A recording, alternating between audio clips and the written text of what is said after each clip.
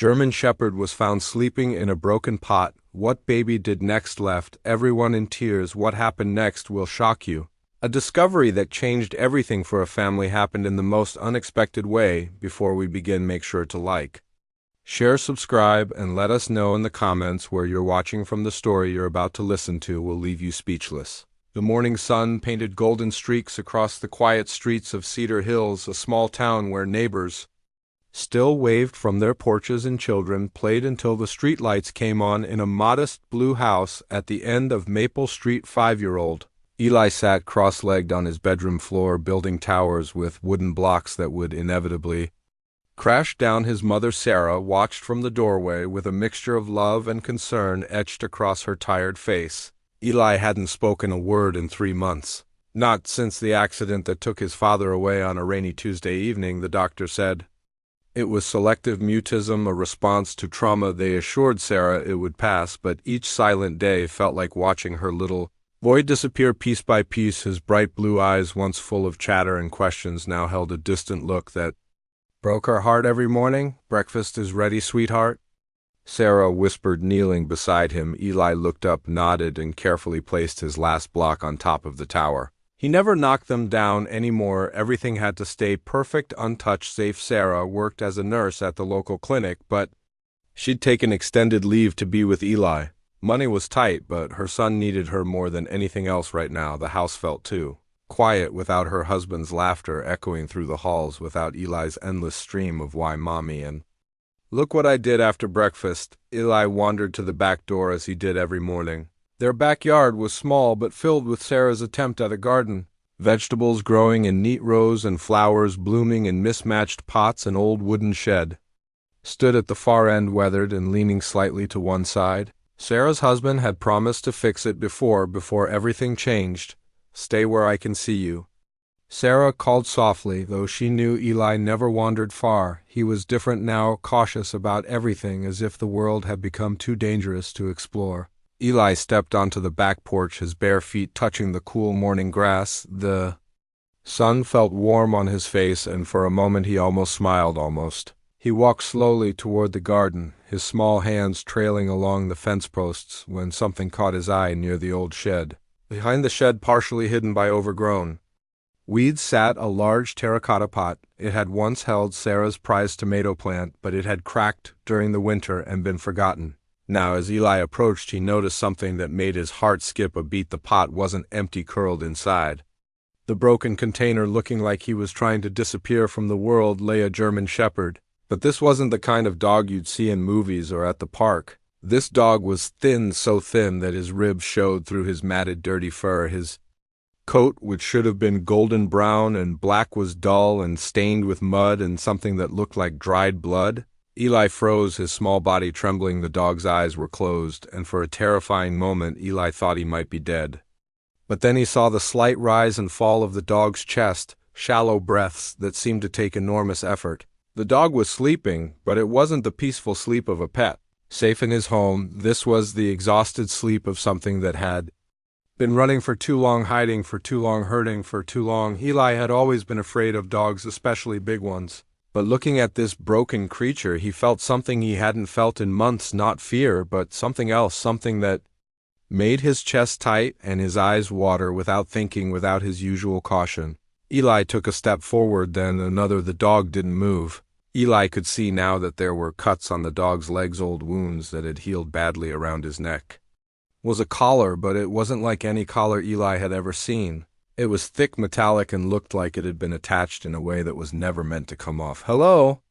Eli whispered, and the word surprised him. He hadn't meant to speak. He hadn't spoken to anyone in months, but somehow, looking at this hurt dog, the word just came out. The dog's ears twitched slowly, carefully. His eyes opened. They were the most beautiful eyes Eli had ever seen, amber-colored like honey in sunlight, but filled with a sadness that matched his own. For a long moment, boy and dog just looked at each other. Neither moved, neither made a sound. It was as if they were both holding their breath, afraid that any sudden movement might break this fragile moment. Then, so quietly that Eli almost missed it, the dog made a sound. Not a bark or a growl, but a small whimper, so soft it was barely audible. It was the sound of someone who had been alone, For too long, someone who had forgotten what kindness felt like. Eli's heart clenched without thinking about his mother's warnings about strange dogs. Without thinking about his own fears, he took another step forward and slowly, very slowly reached out his small hand. The dog watched him, those amber eyes never leaving Eli's face. When Eli's fingers were just inches away, the dog lifted his head slightly and touched his nose to the boy's palm. His nose was warm and wet, and Eli felt something inside his chest crack open like ice melting after a long winter. "You're hurt," Eli whispered, his voice barely audible. The dog's tail gave the smallest wag, just the tip moving back and forth. It was such a small gesture, but it said everything. "I'm here, I see you, I'm not going anywhere."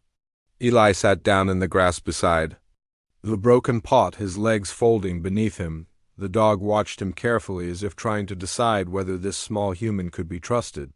After what felt like hours, but was probably only minutes, the dog slowly, painfully lifted his head and rested it on Eli's lap. The weight of the dog's head was warm and comforting. Eli had never felt anything like it. He placed his small hand on the dog's head, fingers sinking into the matted fur, and for the first time in months he felt like he could breathe. "Again, what's your name?" Eli asked softly. The dog's eyes closed and his breathing became deeper, more relaxed. For the first time in what might have been weeks, he felt safe enough to truly rest inside the house. Sarah was washing dishes when she glanced out the kitchen window to check on Eli. What she saw made her drop the plate she was holding. It shattered on the floor, but she barely noticed. Her son, her silent, withdrawn son, was sitting in the grass talking to a dog, actually talking. She could see his lips moving, could see the gentle way he was stroking the animal's head, and the dog, this large, imposing German shepherd, was lying completely still, completely trusting. Sarah's first instinct was panic. A strange dog, especially one this size, could be dangerous. What if it was aggressive? What if it was sick? What if it hurt Eli? But as she watched, she saw something that stopped her cold. Eli was smiling, not the forced smile he gave her when she asked if he was okay, but a real smile. The first real smile she'd seen since his father died. She opened the back door carefully, not wanting to startle either the dog or her son Eli. She called softly. Both Eli and the dog looked up at her. The dog didn't move from Eli's lap, but his body tensed slightly, ready to run if necessary. His eyes, which had been soft and trusting with Eli, became wary, cautious. "It's okay, Mommy," Eli said, and Sarah's heart nearly stopped. Those were the first words he'd spoken to her in 3 months. "He's hurt, he needs help." Sarah took a step closer, her nurse's training kicking in. Despite her fear, she could see now that the dog was in bad shape. Malnourished, injured, and wearing what looked like some kind of electronic collar that didn't belong on any pet she'd ever seen. "Eli, honey, I need you to come inside," she said gently. "We need to call someone who can help this dog properly." "No." Eli's voice was sharp, more emotional than she'd heard it in months. "He's scared. He doesn't want to leave. Please, Mommy, he needs us." The dog lifted his head from Eli's lap and looked at Sarah in those amber eyes. She saw something that made her breath catch. Intelligence, yes, but also deep, profound sadness that reminded her of her own son's eyes. This wasn't just a lost pet. This was something else entirely. "Okay," she said softly, making a decision that would change everything. "Okay, we'll help him, but first let me call Dr. Martinez. He'll know what to do."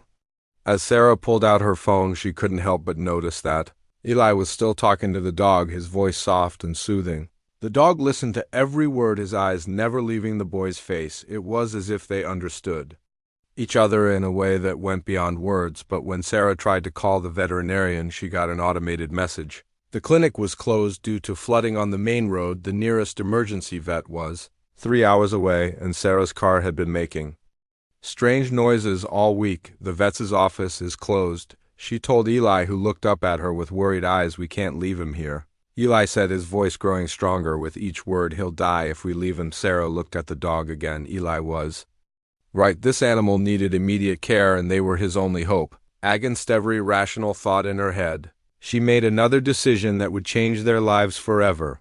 "We'll bring him inside," she said, "just until we can figure out what to do."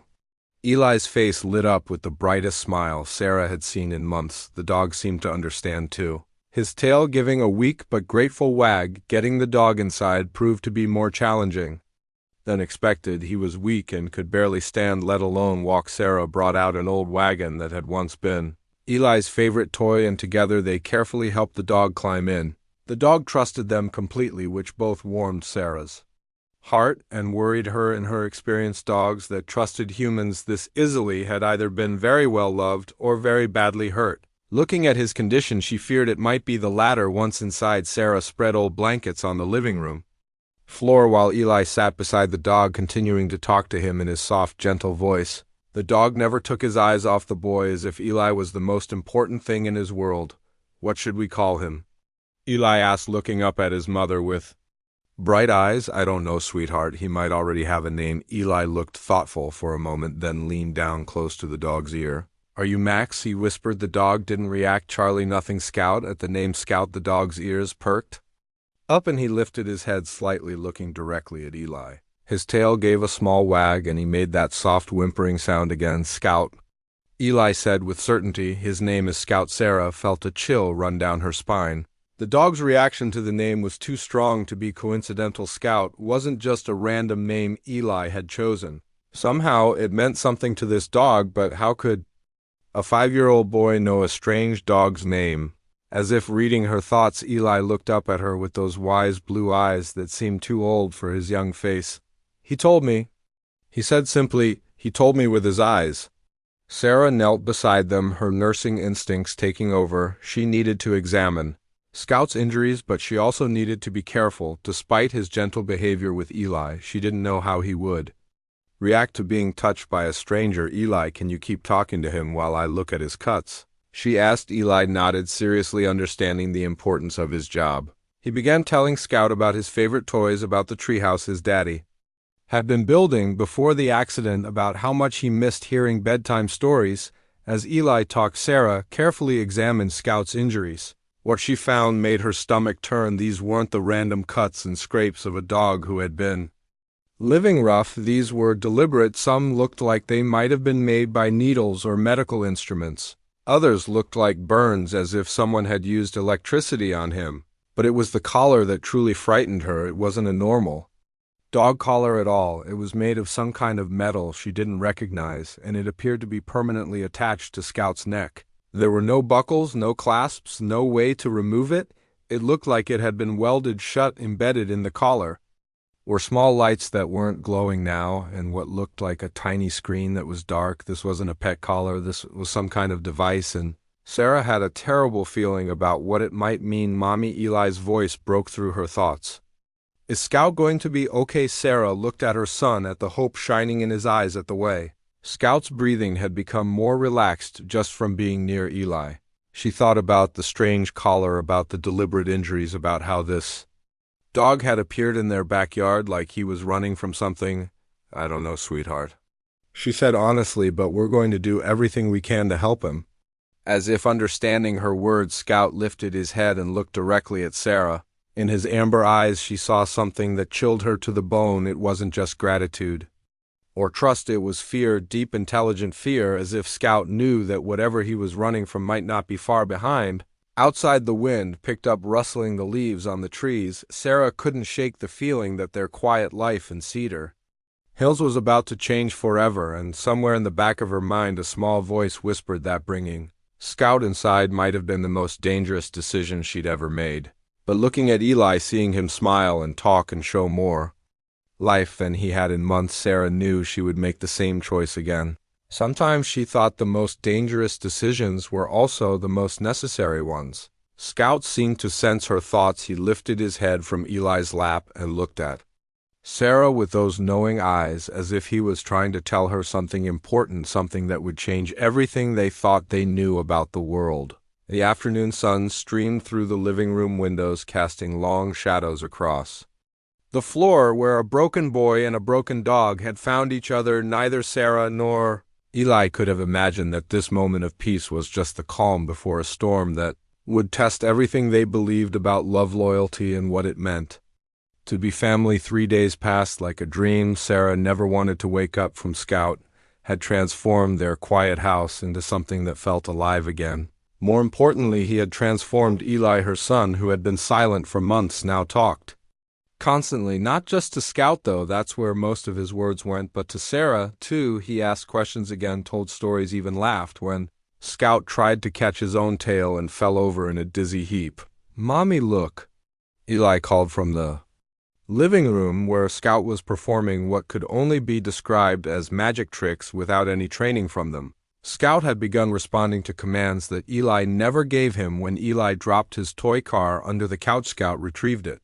When Sarah's pen rolled under the kitchen table, Scout brought it to her before she even asked, "How does he know to do that?"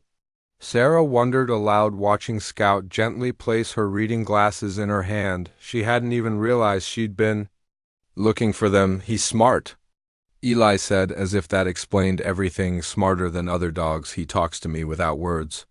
Sarah had noticed Scout's unusual intelligence, too. He seemed to understand not just commands, but conversations when they talked about going to the store. Scout would position himself by the door. When they discussed bedtime, he would walk to Eli's room and wait. It was as if he understood English perfectly, but there were other things about Scout that worried Sarah. He never barked, not once. In 3 days, he moved through their house like a ghost, his footsteps completely silent even on the hardwood floors, and sometimes late at night she would find him sitting by the front window perfectly still, watching the street as if he was expecting someone. The strange collar around his neck remained a mystery. Sarah had examined it carefully while Scout slept, and what she found disturbed her even more. The metal wasn't just welded shut. It was seamless, as if it had been molded directly onto his neck. The small screen she'd noticed before flickered occasionally with numbers and symbols she didn't recognize, and sometimes very faintly it would emit a soft beeping sound that made Scout's ears twitch nervously. "We should try to find his owners," Sarah said to Eli on Thursday morning, though the words felt wrong even as she spoke them. She didn't want to find Scout's owners. Watching Eli come back to life over the past 3 days had been like watching a miracle unfold. He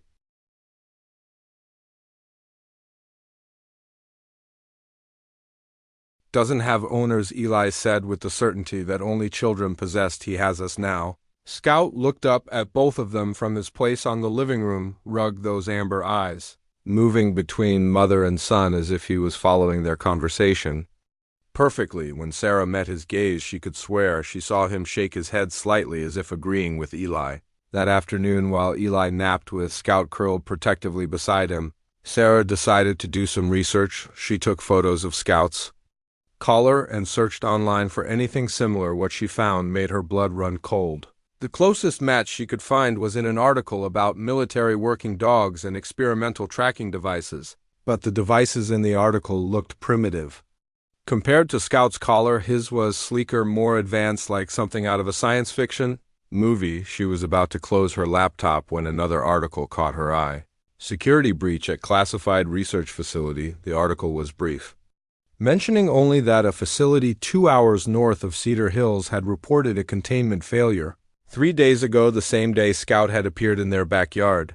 Sarah's hands trembled as she read the article again. Containment failure, not a break-in, but something getting out, and the timing was too perfect to be a coincidence. She looked toward Eli's room, where she could hear her son's quiet voice talking to Scout about his dreams. Whatever Scout was, wherever he had come from, he was helping Eli heal. Could she really risk that by digging deeper into questions that might not have answers she wanted to hear? The decision was made for her an hour later when someone knocked on their front door. Sarah had been in the kitchen preparing dinner when the sharp, authoritative knocks echoed through the house. Scout, who had been lying peacefully beside Eli's chair, was suddenly on his feet, every muscle in his body tense, his lips pulled back slightly, not quite a snarl, but close. For the first time since he'd arrived, Scout looked dangerous. "Who is it?" Eli whispered, sensing the change in Scout's behavior. Sarah looked through the peephole and saw a man in a black jacket standing on her porch. He was tall, broad-shouldered, and had the kind of posture that screamed military or law enforcement. In his hand was a badge, though she couldn't read the details through the peephole. "Stay here," she told Eli quietly, then opened the door but kept the chain lock engaged. "Ma'am, I'm Agent Williams with Animal Recovery Services," the man said, holding up his badge. "We've had reports of a missing German Shepherd in this area, large dog, brown and black coat, possibly injured. Have you seen anything like that?" Sarah's heart hammered against her ribs. Behind her she could hear Scout's low growl, so quiet it was barely audible but filled with unmistakable warning. No, she lied, surprised by how steady her voice sounded. I haven't seen any dogs around here, Agent William. Smiled, but it didn't reach his eyes. Are you sure? This dog is very important to his owners. They're quite worried about him. I'm sure, Sarah said firmly. If I see anything, I'll let you know. The man nodded slowly, but he didn't leave. Instead, he pulled out a business card and slipped it through the gap in the door. Here's my number. This dog is very valuable, and there's a substantial reward for his return. No questions asked. As soon as Sarah closed the door, Scout appeared beside her, moving with that same silent grace that had amazed her for days. But now, instead of seeming magical, it seemed trained, professional, military. Eli ran to them, his face pale with worry. Was that man looking for Scout? Sarah knelt down to her son's level, her mind racing. Maybe, sweetheart, but Scout is safe with us. Scout pressed against Eli's side, and the boy wrapped his arms around the dog's neck. I won't let them take you, Eli whispered fiercely. You're my family now. Sarah looked at the business card Agent Williams had given her. The logo looked official, but something about it felt wrong. She pulled out her phone and searched for Animal Recovery Services. The website looked legitimate. But when she dug deeper, she found almost no information about the company, no history, no customer reviews, no real substance.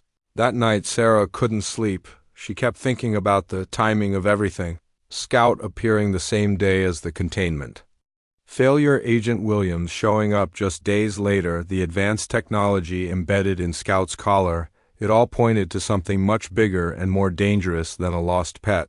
She was lying in bed staring at the ceiling when she heard a sound that made her heart stop. Footsteps on the porch, quiet, careful footsteps that were trying not to be heard. Sarah slipped out of bed and crept to the window. In the moonlight, she could see two figures moving around her house. One was Agent Williams. The other was a woman in similar dark clothing. They were examining her windows, testing her doors, moving like professionals who knew exactly what they were doing. Scout appeared beside her as if he had materialized from the shadows. He had been sleeping in Eli's room, but somehow he had sensed the danger and come to find her. His amber eyes reflected the moonlight, and when he looked at her, Sarah saw something that made her breath catch. Scout wasn't just intelligent, he was trained, highly trained, and right now he was in full protective mode. The dog moved to the front door and positioned himself between it and the hallway that led to Eli's room. His body language had changed completely. This wasn't the gentle, loving companion who played with her son. This was something else entirely, something that had been designed to protect and defend. Sarah watched the figures outside for what felt like hours. They circled the house twice, spent several minutes examining her car, and at one point one of them appeared to be taking photos. Finally, just before dawn, they disappeared. When morning came, Sarah made a decision that terrified her. She couldn't stay here. Whatever Scout was, whatever those people wanted with him, her quiet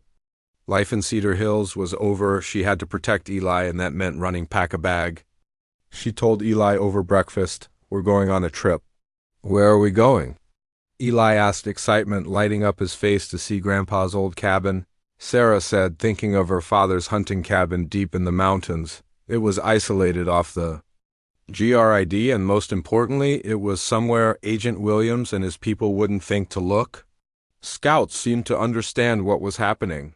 As Sarah packed their clothes, he followed her around the house, alert and watchful. When she went to get their important documents from the safe, Scout positioned himself by the front door like a guard. He knows we're leaving because of those people, doesn't he?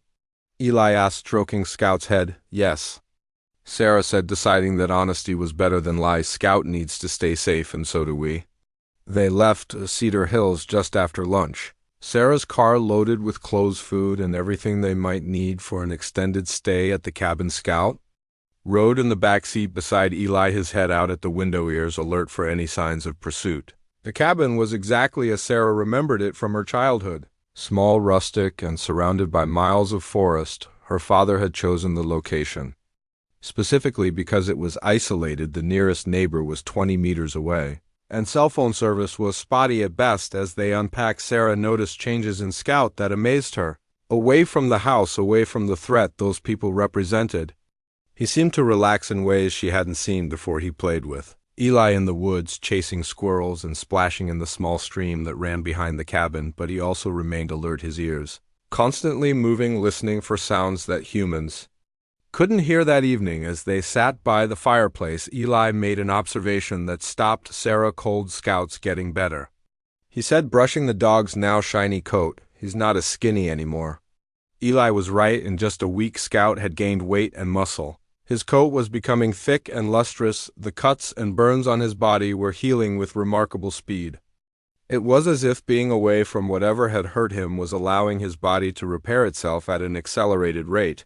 But it was what happened next that truly shocked Sarah. Eli was brushing Scout's fur when his small fingers caught on something near the dog's collar. "There's something here," he said, feeling around the area where the collar met Scout's neck. Sarah came over to investigate and found what felt like a small flap of skin or fur that moved differently from the rest. When she pressed it gently, it opened like a tiny door, revealing a small compartment she had never noticed before. Inside was a thin piece of what looked like plastic film folded multiple times to fit in the tiny space. Sarah carefully extracted it, her hands shaking.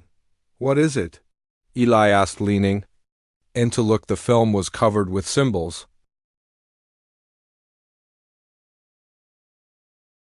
numbers and codes that meant nothing to Sarah, but it was clearly important enough to be hidden in a secret compartment in Scout's collar, important enough that people were willing to search houses and threaten families to get it back.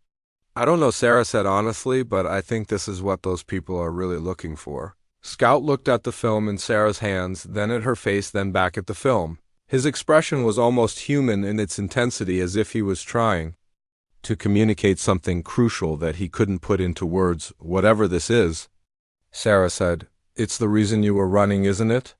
Scout's amber eyes met hers, and in them she saw confirmation and fear. Deep, intelligent fear that spoke of things he had seen, things he had experienced, things that no living creature should have to endure. That night, Sarah sat by the dying fire long after Eli and Scout had gone to sleep. She stared at the mysterious film, trying to make sense of the symbols and codes. She thought about Agent Williams and his fake badge. She thought about the containment failure at the research facility. She thought about Scout's impossible intelligence, his advanced collar, his trained behavior. Slowly, horribly, the pieces began to form a picture that made her stomach turn. Scout wasn't just a dog. He was something else, something that had been created or modified in ways that shouldn't be possible.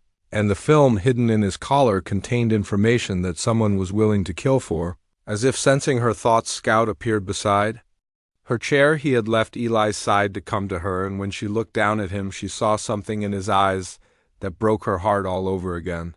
Gratitude, pure, overwhelming gratitude that said more than words ever could. "Thank you for saving me. Thank you for giving me a chance to be more than what they made me. Thank you for letting me love your son the way I was never allowed to love anyone." Sarah reached down and stroked his head, feeling the warmth of his fur, the steady rhythm of his breathing. Whatever Scout had been before, whatever had been done to him, right now he was just a dog who loved her son, a dog who had brought Eli back from the dark place where grief had trapped him.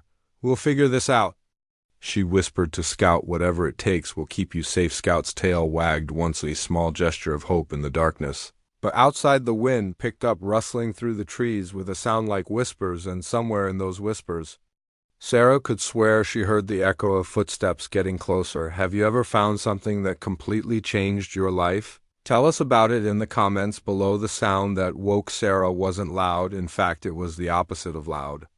It was the complete absence of the night sounds she had grown accustomed to at the cabin. No crickets chirping, no owls hooting, no rustling of small animals in the underbrush. The forest had gone completely silent, as if every living creature was holding its breath. Sarah sat up in the old wooden chair where she had fallen asleep, the mysterious film still clutched in her hand. The fire had died down to glowing embers, casting dancing shadows on the cabin walls, but it wasn't the darkness that frightened her. It was the silence. Scout was already awake, standing rigid by the front door. His ears were pointed forward, every muscle in his body tense with alertness. When he turned to look at Sarah, his amber eyes reflected the dying fire light, and she saw something there that made her blood run cold. Recognition. Scout knew that silence, and he knew what it meant. Moving as quietly as possible, Sarah crept to the window and peered through the curtains. At first she saw nothing but the dark outline of trees against the starlit sky. Then gradually she began to notice shapes that didn't belong. Shadows moving between the trees with purpose and precision. Professional movements that spoke of military training and dangerous intent. They had been found. Sarah's mind raced. How was it possible? Their cabin was miles from any main road, hidden deep in the forest. She had told no one where they were going, but somehow Agent Williams and his people had tracked them down. Scout moved silently to Sarah's side, pressing against her leg. When she looked down at him, he was staring at his collar, then at her, then back at his collar. His message was clear. The collar wasn't just a restraint or a monitoring device, it was a tracking beacon. "Oh God," Sarah whispered, understanding flooding through her. They hadn't escaped at all. Every step they had taken, every move they had made had been monitored and reported back to whoever was hunting Scout. A soft sound from Eli's room made both Sarah and Scout freeze. Eli was talking in his sleep, his voice carrying the innocent chatter of a child lost in dreams. The sound was achingly normal in a situation that had become anything but normal. Scout looked at Sarah with those impossibly intelligent eyes, and she saw a decision being made. Without warning, he moved toward the back door of the cabin, pausing to look back at her. His message was unmistakable. He was going to leave. He was going to draw them away from Eli. "No," Sarah whispered, grabbing Scout's collar. The metal was warm under her fingers, and she could feel a faint vibration like electronic components working just beneath the surface. "We stick together." Scout shook his head, an eerily human gesture that reminded Sarah once again that this was no ordinary dog. He gently pulled away from her grip and moved to Eli's bedroom door. For a long moment he stood there looking at the sleeping boy. His tail gave one small wag, and Sarah could swear she saw tears glinting in his amber eyes. Then he turned back to Sarah and did something that nearly stopped her heart. He spoke not in words that she could understand, but in a series of soft whimpers and barely audible sounds that somehow conveyed meaning as clearly as human speech. He was saying goodbye. He was telling her to take care of Eli. He was thanking her for the only real home he had ever known. "Scout, no," Sarah breathed, but the dog was already moving toward the back door. That's when Eli appeared in his bedroom doorway, rubbing his eyes sleepily. "Mommy, what's wrong? Why is Scout sad?" The question hung in the air like a physical presence. How could Eli know that Scout was sad? How could a 5-year-old boy read the emotions of a dog with such clarity? Scout froze when he saw Eli, his entire body language changing. The resignation that had filled his amber eyes was replaced by something fiercer, something that looked almost like determination. "They're coming for you, aren't they?" Eli asked, walking over to Scout and wrapping his small arms around the dog's neck. "The bad people who hurt you," Scout leaned into Eli's embrace, and for a moment the dangerous situation outside seemed less important than the bond between a boy and his dog. But only for a moment. The sound of breaking glass from the front of the cabin shattered the illusion of safety. Agent Williams and his team weren't waiting any longer. They were coming, and Sarah's military father had taught her basic self-defense and emergency procedures, lessons she had hoped never to use. But as she heard heavy footsteps on the cabin's front porch, those lessons came flooding back. "Eli, get behind the couch," she whispered urgently. "Stay low and don't make a sound." But Eli didn't move. Instead, he looked up at Scout with those wise blue eyes that seemed too old for his young face. "Can you talk to them? Can you make them understand that you're good now?" Scout's response was immediate and heartbreaking. He moved to place himself between Eli and the front door, his body language shifting into something Sarah had never seen before. This wasn't the gentle companion who had played in their backyard, or the intelligent animal who had performed tricks. This was a weapon, a highly trained, extremely dangerous weapon that had been designed for purposes. Sarah didn't want to imagine. The front door exploded inward and Agent Williams entered with 3 other people, all dressed in black tactical gear. They moved with the precision of a special forces unit, their weapons drawn and ready. "Stand down," Agent Williams called out, his voice echoing through the small cabin. "We know you're here. Send out the asset and no one gets hurt." Asset? They weren't even calling Scout a dog anymore. He was an asset, a piece of property to be recovered. Scout's response was a low growl that seemed to come from somewhere deep in his chest. It was the first sound of aggression Sarah had heard from him, and it was terrifying. Not because it was loud or threatening, but because it was controlled professional, the growl of something that knew exactly how much damage it could do and was choosing not to do it, yet I know you can understand me. Agent Williams continued, his voice carrying the tone of someone speaking to a subordinate. You're malfunctioning. Your emotional conditioning has been compromised. Return to base. For recalibration, Sarah felt sick. Emotional conditioning recalibration. They were talking about Scout like he was a machine, not a living being capable of love and loyalty and choice. Eli stepped out from behind the couch, his small chin raised defiantly. He's not malfunctioning, the boy said, his voice stronger than Sarah had heard it since his father's death. He's free. The word hung in the air like a challenge. Free. Such a simple concept, but one that seemed to shock Agent Williams and his team. They had clearly never considered the possibility that their asset might choose freedom over obedience. Son, you don't understand what that thing is, Agent Williams said, his voice taking on a patronizing tone that made Sarah's skin crawl. It's not a pet, it's a prototype, a weapon designed for specific military applications. It doesn't have feelings the way you think it does. You're wrong, Eli said simply. Scout loves me, and I love him. Scout moved closer to Eli, pressing against the boy's side. His amber eyes never left Agent Williams, but his posture had changed slightly. He was still ready for combat, but now he was also protecting something precious. The asset has formed an inappropriate attachment, one of the other agents said, speaking into a radio device. Recommend immediate extraction and complete memory wipe. Memory wipe. Sarah's blood turned to ice. They weren't just planning to take Scout away. They were planning to erase everything that made him who he was. All his memories of Eli, of their home of learning, what it meant to be loved. Over my dead body, Sarah said, stepping forward to stand beside her son.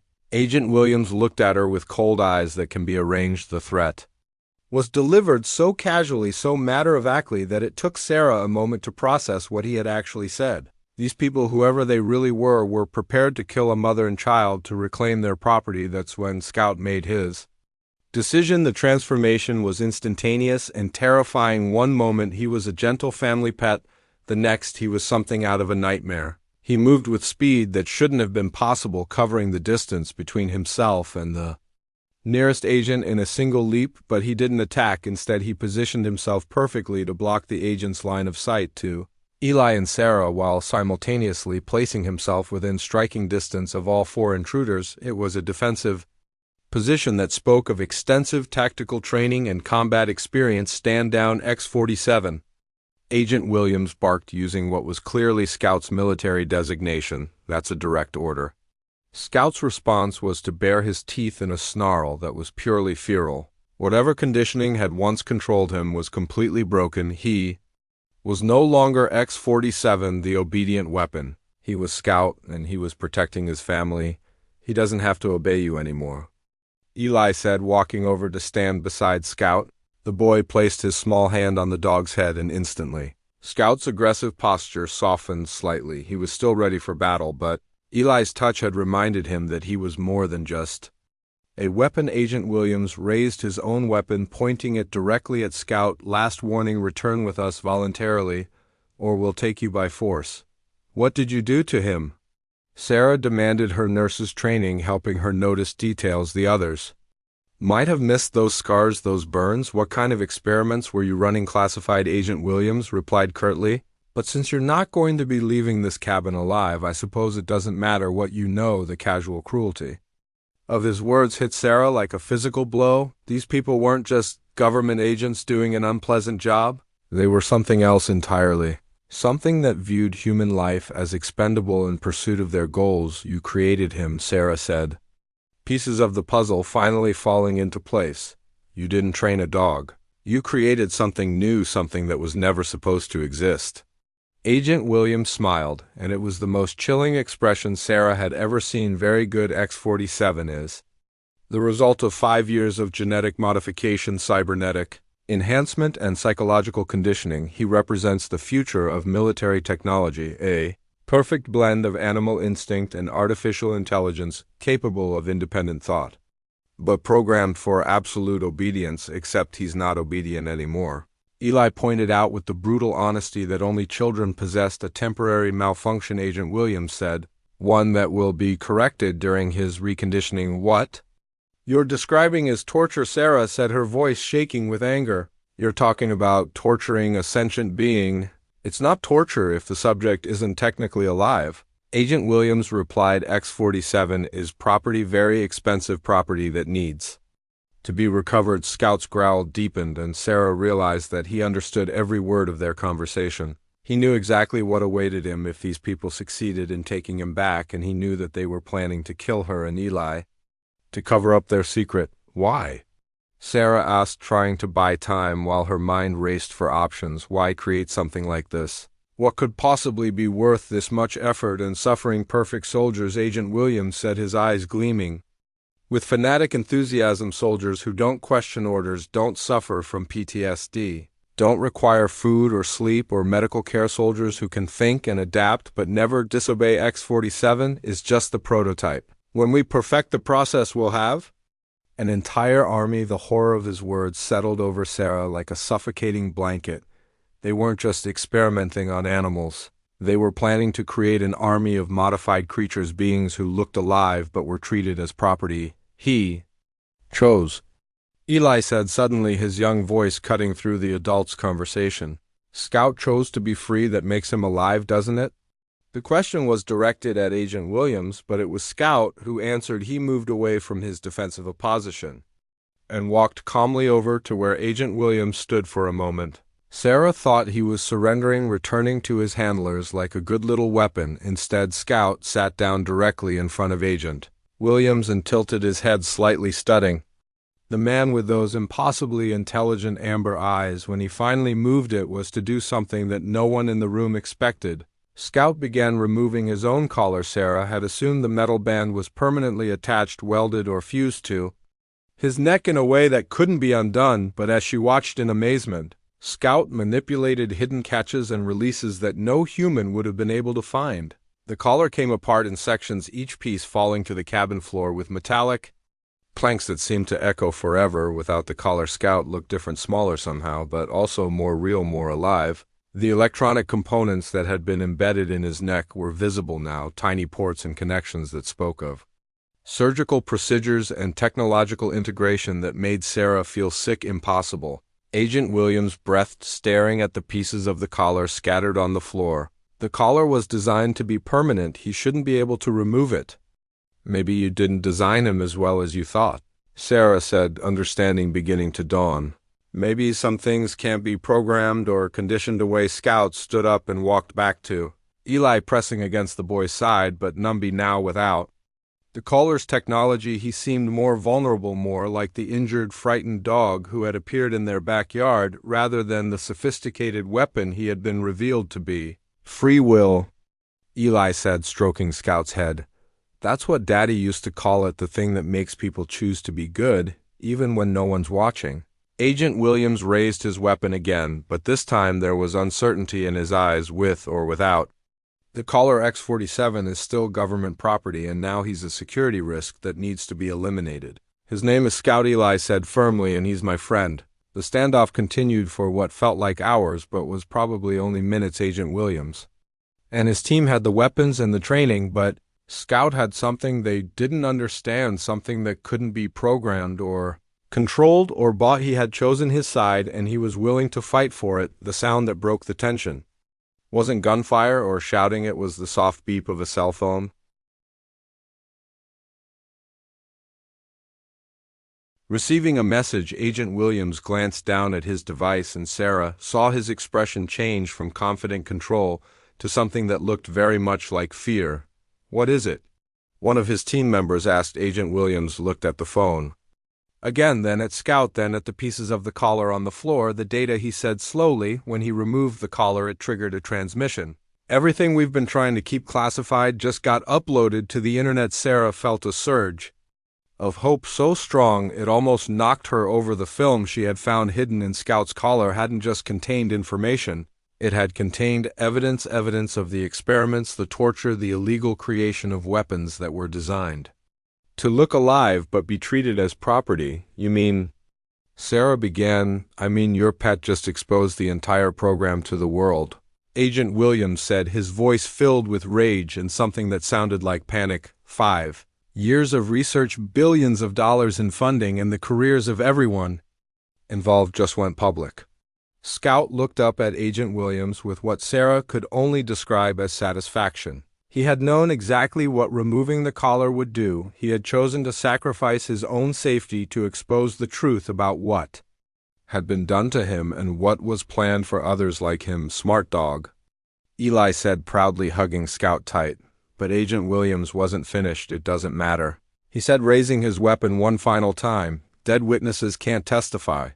What happened next would haunt Sarah's dreams for years to come, but it would also restore her faith in the power of choice, the reality of free will, and the unbreakable bond between a boy and his dog. What do you think? Scout's biggest sacrifice really was. Share your thoughts below. The first shot never came, instead the sound that filled the cabin with something Sarah had never heard before and hoped never to hear again. It was the sound of helicopters, multiple helicopters approaching fast and low through the mountain forest. Agent Williams' expression shifted from murderous rage to something that looked almost like panic. He pressed his finger to his earpiece, listening to a voice Sarah couldn't hear. Whatever he was being told, it wasn't good news. Sir, we have multiple aircraft inbound. One of his team members reported. Military transponders, they're not ours. Agent Williams lowered his weapon slightly, his face pale in the dim light of the cabin. How is that possible? This operation is classified at the highest level. Scout, still pressed against Eli's side, lifted his head as if he too could hear something the humans couldn't. His ears twitched, and for the first time since the confrontation began, his aggressive posture relaxed slightly. Whatever was approaching it wasn't another threat. The sound of the helicopters grew louder, and through the cabin window Sarah could see powerful searchlights cutting through the darkness. The beam swept back and forth across the forest, clearly looking for something specific. We need to go, Agent Williams said to his team. Now, what about the asset? One of them asked. Agent Williams looked at Scout with undisguised hatred. Leave him with the data compromised. He's worthless to us now anyway. But as they moved toward the door, the lead helicopter settled into a hover directly over the cabin, its spotlight blazing down through the windows like artificial daylight. A voice BM'd through a loudspeaker, clear and authoritative. This is Colonel Martinez, United States Army Criminal Investigation Division. The area is surrounded. All personnel are to exit the structure with their hands visible and surrender immediately. Sarah felt her knees go weak with relief. Real military, real law enforcement. Whatever Scout's data transmission had revealed, it had brought the right people to help them. Agent Williams and his team exchanged glances that spoke of years of working together in situations exactly like this. They were calculating odds, planning escape routes, preparing for a fight they probably couldn't win. Don't even think about it, Sarah said, surprising herself with the steel in her voice. It's over. It's never over, Agent Williams replied. But there was defeat in his voice. Now you have no idea what you've unleashed. X-47 wasn't the only prototype. There are others, and they won't all be as compromised as this. One scout moved away from Eli and approached Agent Williams one final time. The man tensed, probably expecting an attack, but Scout simply sat down in front of him and stared up at his former handler with those impossibly intelligent amber eyes. For a long moment the two looked at each other, predator and prey, creator and creation, slave and master. But now the roles were reversed, and both of them knew it. Scout lifted one paw and gently touched Agent Williams's hand. It wasn't an aggressive gesture or a threatening one. It was something else entirely. Forgiveness, perhaps, or maybe just acknowledgement that they had both been prisoners of the same system in different ways.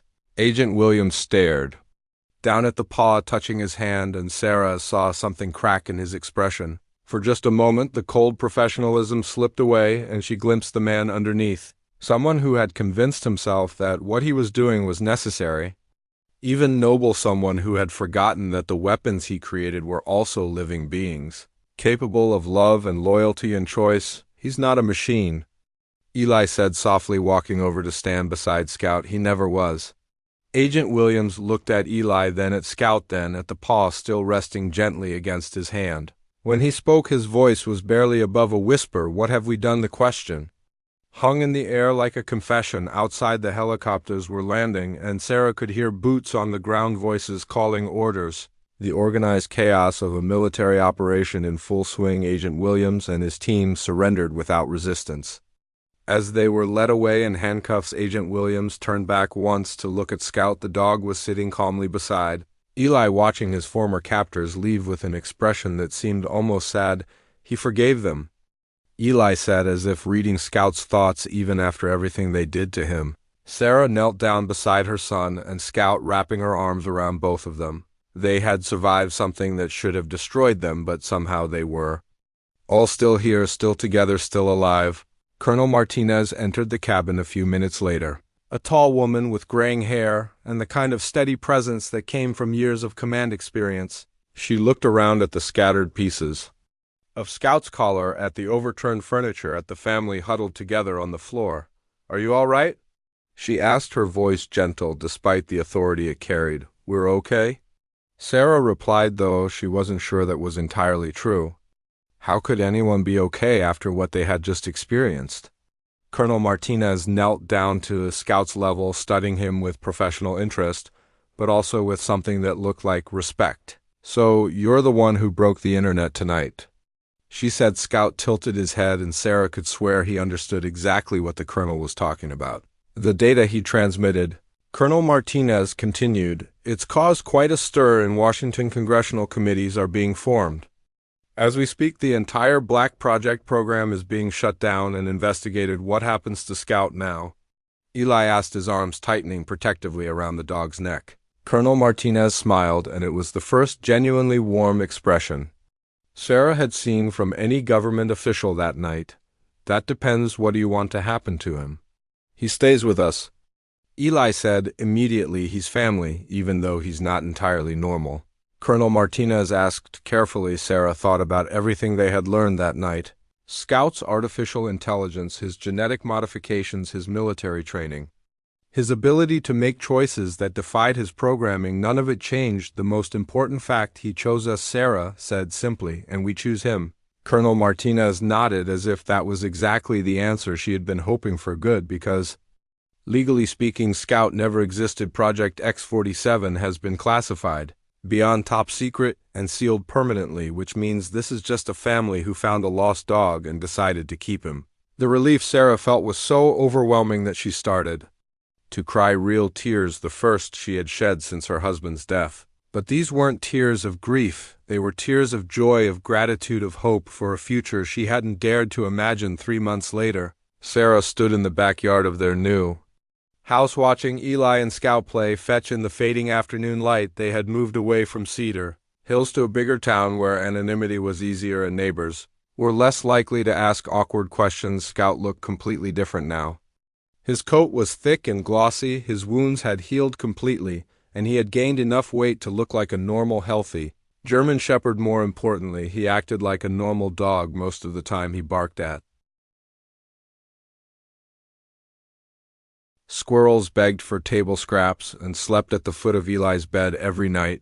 But sometimes Sarah caught glimpses of what he really was. The way he could open doors that should have been impossible for a dog to operate the way he seemed to, understand complex conversations and respond accordingly. The way he watched the news with an intensity that suggested he understood exactly what was being reported. The congressional hearings had been front-page news for weeks. The Black Project program had been completely dismantled, its funding redirected to ethical research initiatives. Several high-ranking officials had been arrested, though Agent Williams wasn't among them. According to Colonel Martinez, he had agreed to cooperate fully with the investigation in exchange for a reduced sentence and psychiatric treatment. He was as much a victim as Scout was, she had explained to Sarah during one of their follow-up meetings. Just a different kind of victim. Eli had returned to school and was thriving in ways that amazed his teachers. The selective mutism that had plagued him after his father's death was completely gone.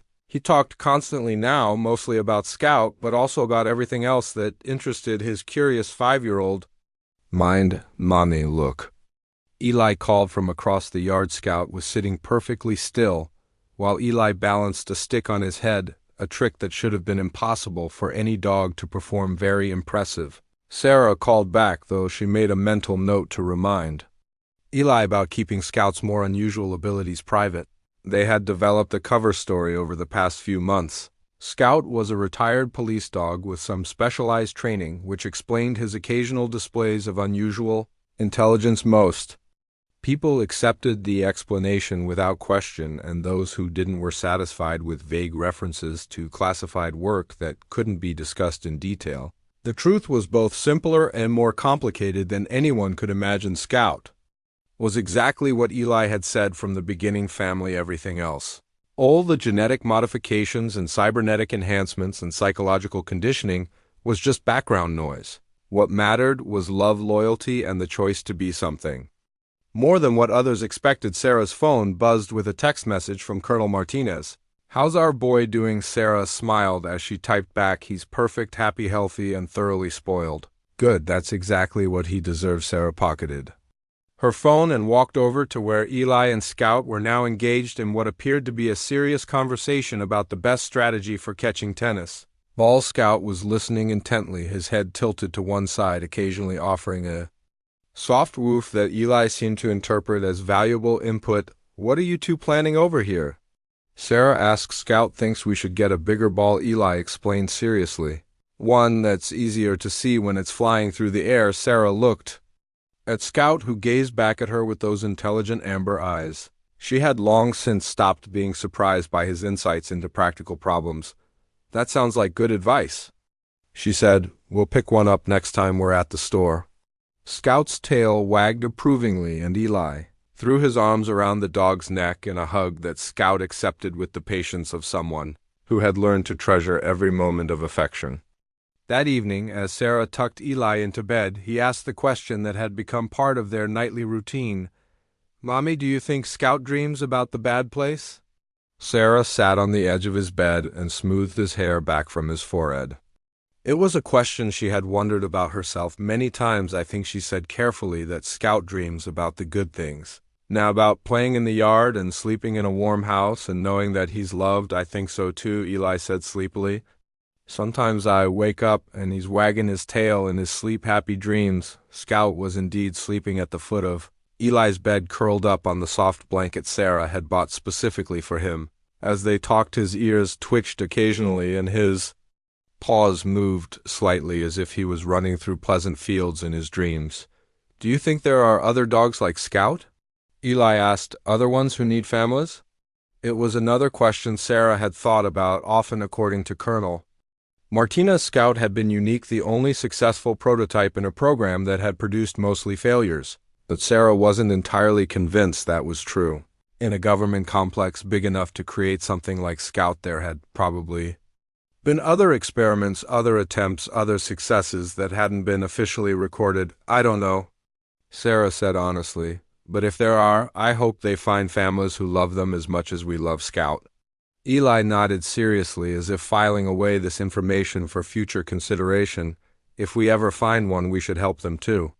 "Of course we will," Sarah promised, though she secretly hoped they would never have to face another situation like the one that had brought Scout into their lives. She kissed Eli goodnight and was about to leave when Scout lifted his head and looked directly at her. In his amber eyes she saw gratitude so profound it took her breath away. Gratitude for the second chance, for the family who had chosen him, for the freedom to be something more than a weapon. "Good night, Scout," she whispered. Scout's tail gave a gentle wag, and he settled back down beside Eli's bed. Guardian, protector, friend, family member. He was all of those things and more. But most importantly, he was free to choose which role to play at any given moment. As Sarah turned off the light and closed the door, she heard Eli's sleepy voice one more time. "I love you, Scout." And from the darkness came a soft sound, barely audible but unmistakably real. It might have been a sigh of contentment or the whisper of a tail against a blanket or something else entirely, but Sarah chose to believe it was Scout's way of saying "I love you too." Outside, the night was peaceful and quiet, filled with the normal sounds of a neighborhood settling down for sleep. No helicopters, no mysterious vehicles, no threats lurking in the shadows. Just a family safe in their home, grateful for the unexpected gift that had brought them together and healed them all in ways they hadn't known they needed to be healed. The story could have ended there with the perfect picture of domestic tranquility. But life, Sarah had learned, rarely offered such simple endings. There were always complications, always new challenges, always unexpected developments that changed everything. Just when you thought you had figured it all out, the first sign that their peaceful life was about to be disrupted again came 2 weeks later in the form of a newspaper article that made Sarah's blood run cold. Military research facility reports another security breach. The headline read, "Authorities investigating possible connection to recent congressional hearings."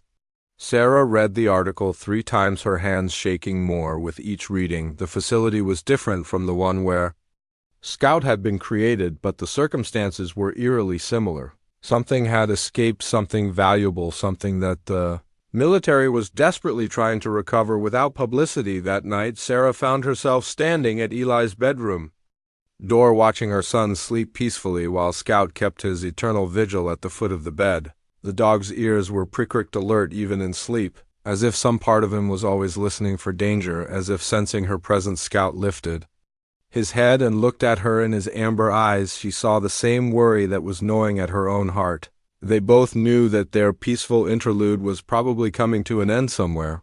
Out there, another lost soul was running through the darkness, looking for sanctuary, and somehow Sarah was certain that their path would lead to the same place. Scouts had to a family willing to choose love over fear, hope over safety and freedom over control. The question was whether they would be ready when that moment came. Scout stood up carefully, making sure not to disturb Eli, and padded quietly over to where stood. He pressed against her leg, offering comfort and reassurance in the way that had become as natural as breathing. "Whatever comes next," Sarah whispered, "we'll face it together." Scout's tail wagged once, a soft sound of agreement in the darkness. They were family now, bound by something stronger than genetics or law or government programs. They were bound by choice, and that was something no one could take away from them. Do you believe some bonds are stronger than the forces trying to break them? What would you sacrifice for family? The call came at 3 o'clock in the morning, jerking Sarah from the first peaceful sleep she'd had in weeks. The shrill ring of her phone cut through the darkness like a knife, and she knew before she even answered that their quiet life was about to change again. "Sarah, it's Colonel Martinez. I'm sorry to wake you, but we have a situation." Sarah sat up in bed, her heart already racing. What kind of situation? The kind that involves a 12-year-old girl named Lucy Chun and something that shouldn't exist, but apparently does. Colonel Martinez's voice was tight with stress. "I'm sending you a photo. Tell me if it looks familiar." Sarah's phone buzzed with an incoming message. When she opened the image, her breath caught in her throat. The creature in the photo looked like a Wolf, but wrong, somehow too intelligent, too purposeful, too human in its amber eyes that were achingly familiar. "Another prototype," Sarah whispered. "That's what we think. This one escaped from a different facility 3 days ago. Unlike Scout, she's not alone. She's traveling with a little girl who was a patient at a nearby children's hospital. The girl has been missing for the same 3 days." Sarah's mind raced. Missing or rescued? That's what we're trying to figure out. The girl Lucy has been receiving experimental treatment for a rare genetic condition, the same condition that made her a perfect candidate for their next phase of testing. The implications hit Sarah like a physical blow. They weren't just experimenting on animals anymore. They were moving on to human subjects. Children. Where are they now? Sarah asked, though she already suspected the answer headed in your direction. "Sarah, I think this prototype knows about Scout. Somehow I think she's bringing the girl to safety, the only place she knows might exist." Sarah looked toward Eli's room, where Scout was undoubtedly already awake and alert, sensing the change in the household's energy even through walls and closed doors. "What do you need from us?" "I need you to be ready. This prototype, she's not like Scout according to the files we've recovered. She was designed for a different purpose: search and rescue operations in hostile environments. She's faster, stronger, and significantly more aggressive when protecting someone under her care. But she's bringing a child to safety." Sarah said, "That sounds like the programming worked exactly as intended." "Yes, but the people who created her don't see it that way. They want both subjects back for immediate termination. They're calling it a containment failure that threatens national security." Sarah felt the familiar surge of anger that had become her constant companion when dealing with the people who created these situations. The only threat to national security is letting them continue to exist.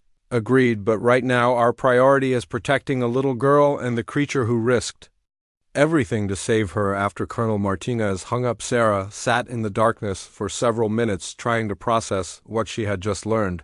Another prototype, another child in danger, another impossible situation that somehow led to their door. A soft sound from the hallway made her look up. Scout was standing in her doorway, his amber eyes reflecting the dim light from her phone screen. He had heard everything, of course, and from his alert posture she could tell he was already preparing for what was coming. Don't you? Sarah whispered. She's coming. Scout padded quietly into her room and sat beside her bed. When he looked up at her, she saw something in his expression that she had never seen before, not just intelligence or understanding, but hope, desperate, profound hope. She's like you, Sarah said, understanding flooding through her. She's alone and scared and looking for a place where someone might understand. Scout's tail wagged, once confirming her guess. Then he stood and walked to the window, positioning himself where he could watch the street. Waiting, Sarah got dressed quickly and went to check on Eli, who was sleeping peacefully in his bed, unaware that their lives were about to change again. She stood in his doorway for a long moment, watching the steady rise and fall of his breathing, trying to memorize this moment of peace before the storm arrived. When she returned to her room, Scout was still at the window, but his posture had changed. He was no longer waiting, he was watching something specific. Sarah joined him at the window and peered out into the pre-dawn darkness. At first she saw nothing unusual, then gradually she began to make out shapes moving between the houses across the street. Not random movement, but purposeful, careful progress that spoke of military training and desperate urgency. Two figures emerged from the shadows and crossed the street directly toward their house. One was clearly the Volf-like creature from the photo, moving with fluid grace despite what appeared to be multiple injuries. The other was a small human figure, a child who walked with the careful steps of someone who had been sick for a long time. And Scout moved away from the window and headed for the front door. Sarah followed, her heart pounding with a mixture of fear and anticipation. When Scout reached the door, he sat down and waited, as if he knew exactly what protocol to follow for welcoming refugees. The knock, when it came, was soft and hesitant, not the authoritative pounding of Agent Williams and his team, but the tentative tap of someone who hoped for help but expected rejection. Sarah opened the door slowly, keeping the chain lock engaged. At first, on her porch stood a little girl with dark hair and enormous brown eyes that held far too much knowledge for someone so young. Beside her, the prototype sat perfectly still, amber eyes fixed on Sarah's face with an intensity that was both unnerving and oddly familiar. "Are you Scout's mom?" the little girl asked, her voice barely above a whisper. The question caught Sarah completely off guard. "How do you know about Scout?" "Luna told me," the girl replied, gesturing to the creature beside her. "She said Scout was free. Now she said maybe we could be free too." Sarah looked at Luna, the prototype, who had somehow known about Scout's existence and guided this child across hundreds of miles to find the one place where they might be safe. The Volf creature's amber eyes held the same desperate hope Sarah had seen in Scout's when he first arrived. "My name is Lucy," the little girl continued. "I'm sick, and the doctors wanted to make me into something else. Luna saved me." Sarah's heart clenched. She unlocked the chain and opened the door fully. "Come inside, both of you." As soon as the door closed behind them, Scout appeared from the hallway where he had been waiting. The reunion between the two prototypes was unlike anything Sarah had ever witnessed. They didn't rush toward each other or make sounds of greeting. Instead, they approached slowly, carefully, as if they couldn't quite believe the other was real. When they finally touched nose to in the center of Sarah's living room, something extraordinary happened. Both creatures began to make sounds that weren't quite growls or whimpers, but something else entirely. It sounded almost like communication, like a language that existed somewhere between animal instinct and artificial intelligence. Lucy watched the exchange with knowing eyes.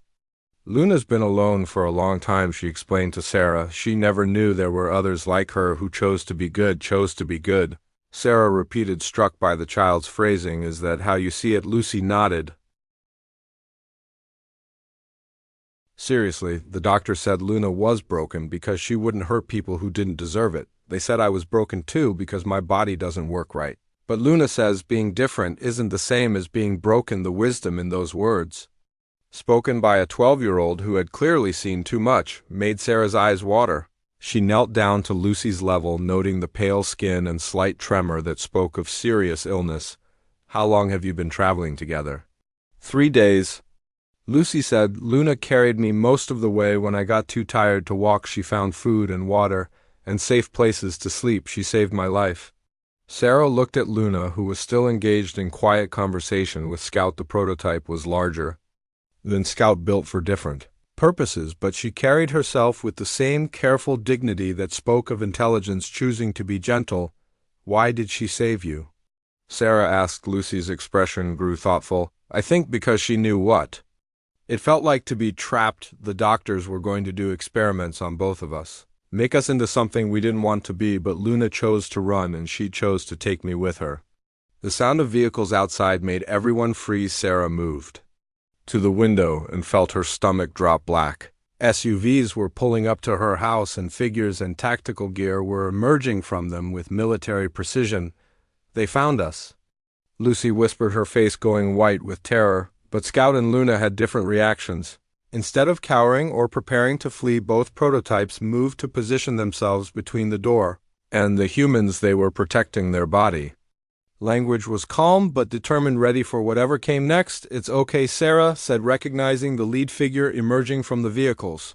That's Colonel Martinez. She's one of the good ones. The knock that followed was firm but respectful, and when Sarah opened the door, Colonel Martinez entered with only one aide, leaving the rest of her team outside. Mrs. Chun, Miss Lucy, the colonel said, addressing the child with the same respect she would show an adult. We've been very worried about you. You're not taking us back, Lucy said, her young voice filled with surprising strength. Luna and I won't go back to being experiments. Colonel Martinez knelt down to Lucy's level, her expression gentle but serious. That's not why we're here. The facility where you were being held has been shut down. The people responsible are in custody. You're safe now. Lucy looked skeptical. What about Luna? What happens to her? Colonel Martinez glanced at Luna, who was watching the conversation with obvious understanding. That depends. What do you want to happen to her? I want her to stay with me, Lucy said immediately. She's my family now. Sarah felt a familiar tug at her heartstrings, the same words Eli had spoken about. Scout, with the same fierce certainty that transcended logic or convention. There might be a problem with that, Colonel Martinez said carefully. Luna is considerably more advanced than Scout was. Her modifications are more extensive, her capabilities more pronounced. Some people might consider her dangerous. She's not dangerous, Lucy said firmly. She's protective. There's a difference. Scout moved closer to Luna, pressing against her side in what was clearly a gesture of support and solidarity.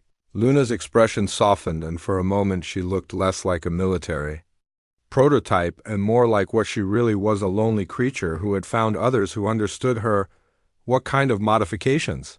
Sarah asked her nurse's training, making her curious about the extent of Luna's alterations. Colonel Martinez consulted a tablet she had brought with her. Enhanced speed and strength, advanced sensory capabilities, limited regenerative healing, and most significantly enhanced cognitive processing that borders on what we might consider artificial intelligence.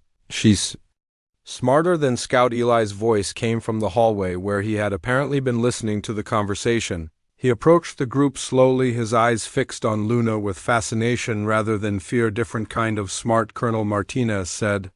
Scout was designed for infiltration and intelligence gathering. Luna was designed for search and rescue in hostile environments. She can process multiple environmental factors simultaneously and make complex decisions based on incomplete information.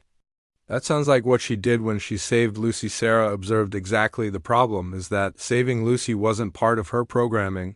It was a choice she made independently, which, according to her creators, should have been impossible. Eli had reached Luna and was standing directly in front of her, studying her with the fearless curiosity that only children possessed. Luna looked back at him with equal intensity, as if she was trying to understand this small human who showed no fear of her. Hi, Eli said simply. I'm Scout's boy. Are you Lucy's Volf? Luna's response was to lower her head until she was at Eli's eye level and make a soft sound that was clearly meant as a greeting. When Eli reached out to touch her head, she remained perfectly still, allowing the contact with the same patient gray Scout had shown during their first meeting. She likes you, Lucy said, smiling for the first time since she had arrived. Luna doesn't usually let strangers touch her. Maybe I'm not a stranger, Eli said with the matter-of-fact wisdom that children sometimes displayed. Maybe we're all family now. Hon. Martinez watched this interaction with obvious interest. How long has Lucy been sick? She asked Sarah quietly. I don't know the details, Sarah replied, but from what I can see, she needs medical attention soon. The experimental treatment she was receiving was actually helping her condition. Colonel Martinez said the problem was that the doctors wanted to use her recovery to test human prototype bonding. Protocol. Sarah felt sick. They were planning to bond her to Luna permanently, something like that, create a human prototype team that could be deployed for military operations. A child and her loyal companion, perfect for situations where normal soldiers might seem threatening. The callousness of it took Sarah's breath away, using a sick child and a modified creature as weapons, all while convincing themselves they were advancing medical science and military capabilities. That's not going to happen now, Colonel Martinez continued, but Lucy does need ongoing medical care and Luna needs somewhere safe to stay while we figure out her legal status. They can stay here, Sarah said without hesitation. Both of them. Colonel Martinez smiled.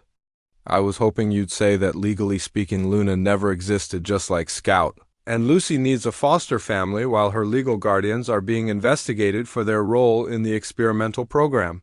Lucy looked up at Sarah with hope shining in her brown eyes. You'd really let us stay, of course, Sarah said, kneeling down to hug the little girl. We know what it's like to need a safe place to heal. That evening, Sarah found herself in the surreal position of preparing dinner for two children, and two's highly modified prototypes who were technically classified as non-existent. Luna had proven to be remarkably well behaved following Scout's lead in adapting to domestic life, but there were differences that reminded Sarah constantly of what Luna really was. She moved with predatory grace even when playing with the children. Her senses were so acute that she reacted to sounds and scents that no one else could detect, and her intelligence was clearly far beyond anything that should have been possible in a creature that was supposed to be an animal. She's beautiful, Eli said, watching Luna play gentle tug-of-war with a rope toy. But different from Scout. Different how? Sarah asked. Eli considered the question seriously. Scout thinks like a person who chose to be a dog. Luna thinks like a wolf who chose to be a person.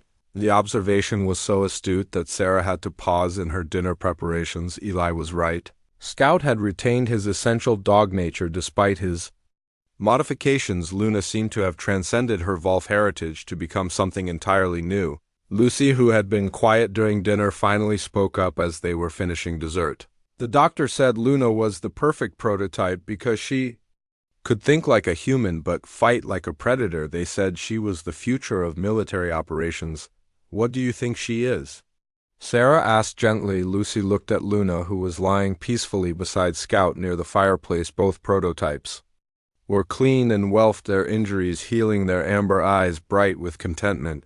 I think she's my guardian angel, Lucy said simply. The doctors tried to make her into a weapon, but she chose to be my protector instead. That night, as Sarah tucked both children into Eli's room, they had insisted on staying together. She marveled at how quickly their household had adapted to its new members. Scout and Luna had worked out their own protocol for protecting the house, taking turns on watch duty with the efficiency of a military unit, but it was the gentleness they showed with the children that truly amazed her. Both prototypes seemed to understand that Lucy was more fragile than Eli, requiring different kinds of care and attention. Luna positioned herself where she could monitor Lucy's breathing throughout the night while Scout maintained his usual post beside Eli's bed. Are you happy they came? Eli whispered in the darkness. Yes, Sarah whispered back. Are you? Yes. Luna was lonely and Lucy needed a family now. Nobody has to be alone anymore. From the living room came the soft sounds of Scout and Luna communicating in their strange, half-animal language. They were sharing information. Sarah realized stories of their experiences, their fears, their hopes for the future. Two creatures who had been created as weapons, choosing instead to be guardians. Two children who had been marked as experimental subjects, finding safety in the love of a makeshift family that shouldn't have been possible but somehow was. Sarah closed her eyes and listened to the peaceful sounds of her expanded household settling down for the night. Tomorrow would bring new challenges, new questions about how to integrate Luna and Lucy into their lives permanently. But tonight everyone was safe, everyone was loved, and everyone had chosen to be something better than what the world had tried to make them. In the morning, she would call the school. To arrange enrollment for Lucy, she would schedule medical appointments to ensure the little girl received proper care for her condition. She would figure out how to explain to neighbors why their family had suddenly grown by 2, but all of that could wait right now. It was enough to know that 4 lost souls had found each other and chosen to become something that transcended their individual origins. They were family now, bound not by genetics or law or government programs, but by the simple decision to love and protect each other, no matter what the cost. The last thing Sarah heard before falling asleep was the sound of Lucy's soft laughter as Luna apparently told her a bedtime story in the wordless language that existed between protectors and those they chose to guard. If you could choose your family, who would you pick and why? Share your thoughts about what makes a real family.